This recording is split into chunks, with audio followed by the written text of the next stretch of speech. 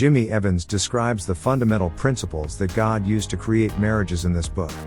However, he shares the tale of his own marriage, which was on the verge of dissolution until the author learned about and applied these 4 laws of love, thereby saving his union. His marriage was salvaged by these 4 commandments, and yours could be as well. And these 4 laws are: 1. The law of priority. God intended for this unique connection between a man and a woman to be more significant than any other human relationship when he created the marriage covenant. In fact, after our relationship with him personally, God intended marriage to be the second most significant human relationship in our lives. Problems arise, though, when we place marriage in any other priority position than the one God established. For marriage to work, we must prioritize it above every other human relationship. And we do this by first, prioritizing communication with our spouse. Any relationship depends on communication to survive. We can unknowingly be sacrificing our marriage if we become too busy to regularly communicate with our mate. The less we communicate, the farther we are from our spouse. Secondly, we prioritize our marriage by prioritizing our spouse. Yes, children may come into the picture, but we must never make the mistake of allowing our children to replace our spouse as our first priority. Yes, we should love and care for our children, however, we must never allow them to violate the boundaries of our union with our spouse, as they often consume all of our time and energies. In fact, we must train them to respect our marriage. Furthermore, we could reach a point where the passion has diminished, but we must never let our emotions control how we act. Regardless of emotions, we must make an effort to act morally upright, appropriately, and on time. And finally, we must put romance first. We must continue to watch that the passion in our union does not wane.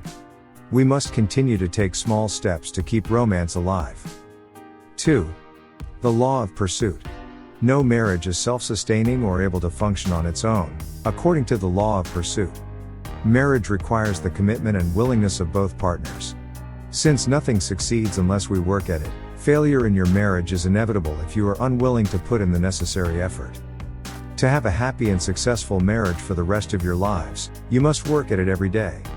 It will cease to function for you when you stop working on it. Because it's what you work at, that works for you. Our marital relationships will succeed to the exact extent that we are willing to put effort into them. And this suggests that for a marriage to be successful, one quality must exist in both partners, and that quality is a servant mentality. Thus, willingness and commitment to serve each other, by working endlessly and meeting each other's deepest emotional needs. If this video has been helpful to you, endeavor to boop the like button so that it can help the algorithm and reach more people. Thank you as you do so. 3. The law of partnership. In a marriage, 2 spouses work together as a team and have merged into one. But a marriage's unity goes much beyond sexual relations. It entails combining all that 2 people jointly own and control into one mass of property. Marriage, in reality, is a complete union in which all things that were previously owned and controlled independently are now jointly owned and managed together. And no one is exempt from this.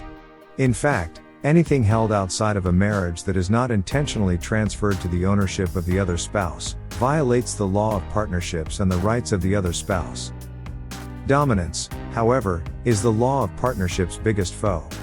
Due to its unwillingness to share and constant need for control, it kills closeness. You may be breaking the law of partnerships and infringing on the rights of the other spouse if you constantly feel the need to be in charge or dominate. And lastly, if this video has been helpful to you, endeavor to boop the like button so that it can help the algorithm and reach more people. Thank you as you do so. 4. The law of purity. We were designed by God with a need for intimacy, which can only take place in a setting of openness and vulnerability. God created marriage as an institution where we can be physically exposed to each other as spouses without feeling shame, but this is not limited to just that. That is, we must mature to a point with our partner where we are not just physically naked, but also emotionally and spiritually naked before each other. Yes, we must be able to be completely honest and vulnerable with our partners. If we are unable to do this, it simply signifies that we are concealing something. And by doing this, we are merely violating the law of purity. Above all else, obedience to these 4 laws of love, which are: 1. The law of priority. 2. The law of pursuit, 3. The law of partnership, and 4.